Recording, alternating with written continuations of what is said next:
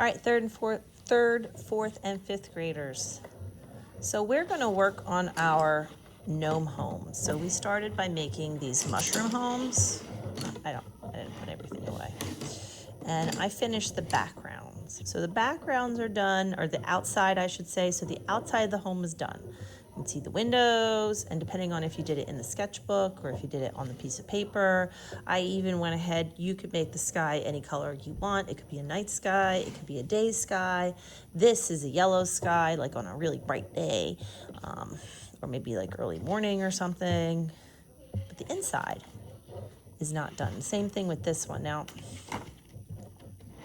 you can use crayons, you can use your markers, you can use whatever works for you. So I'm going to go ahead and I am going to start coloring the inside of my gnome homes using my colored pencils. I have them all over the place. It's a hot mess. I also have my color sticks, which if anybody remembers color sticks from before, they are nothing more than the insides, the innards of the colored pencil, so that you don't have to spend so much time sharpening. Now, unfortunately, I only have a few colors available with this particular set. And also the other thing about color sticks, they're not very good for little teeny tiny places.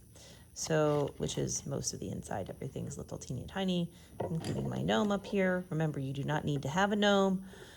You can make your gnome home however you want. So I'm gonna put this in fast forward, so it's gonna be super fast. And just to show you what it's like when I go ahead and color in my gnome home. Please watch this. And then I think I'm just gonna do the one, maybe I'll do the other one. So this is the gnome home on paper, folded paper. This is the gnome home in your sketchbook. Notice that I continued the outside on here. I did the same thing over here. So see these plants, they're continued in here. All right, here we go.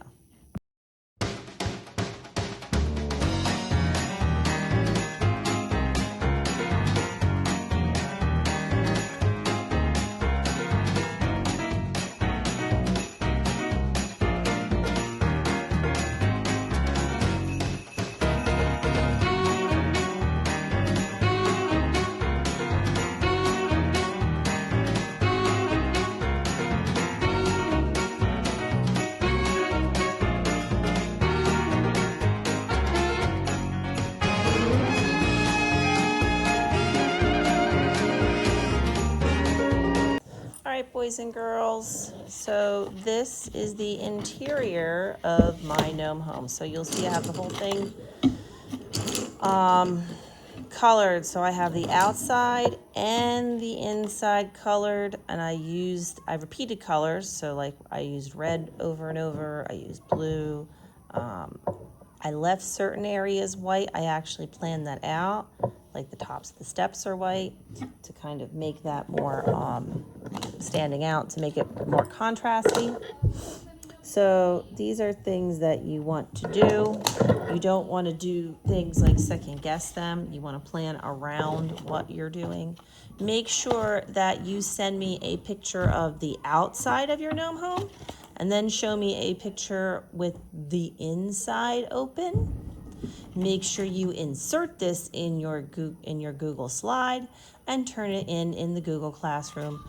I'm going to try to make sure that the rubric is available for you to do your assessment. You're going to do a self-assessment. So you're going to answer questions on your rubric. Let me dig it out. I have it. So for yours, I have like 5 of them. Here we go. So remember, boys and girls, things Miss M is going to be looking for. She is going to be looking for, did the student use different types of lines to draw the gnome home? These have different lines. There's straight lines, there's curvy lines, there's thick lines. I even have thin lines. All right, did the student add details to their gnome home, like windows, doors, by using different shapes? Yep, windows, doors, different shapes, all over the place. Did the student add a background to give the illusion of space? That's what I did here with these. And then this is the part that you fill out. So I'm gonna add this so you get your own copy, and then you should be able to fill out. Did you follow the steps? You just put a check mark. Yes, or a Y. Yes. Composition, were you satisfied with the result? Competition is what this looks like. How did you lay it out? Did you give me this teeny tiny, there's so many people, give me teeny tiny mushroom right here, and then you wasted all this paper when Miss M clearly drew the mushroom gigantic to fill up the whole page. Drives me nuts. But it's what children do. Craftsmanship. How well did you use the materials? So looking at how you colored it in, is it scribbly? I think I could have done actually a better job. I would probably give myself a progressing or maybe even a successful, but definitely not excellent. I could do much better. That's just me, and I'm very critical of myself. Craftsmanship. Oh, that was craftsmanship. Effort. Did you put in your best effort? How much time did you spend doing this? Did you just spend the last 5 minutes finishing this up and scribbling this? Let's be honest. Or did you spend the entire 4 weeks that we had, like every art class, taking your time and doing what you need to do? That's what effort is. When you go to secondary school, or even when we're back in the building, your teacher will look at how much time you spend actually doing your work. That's what we look at, and how much time you spend not doing your work off task. And then we will often grade you based on that. So I just wanted to put that out there. So remember, picture, outside, inside.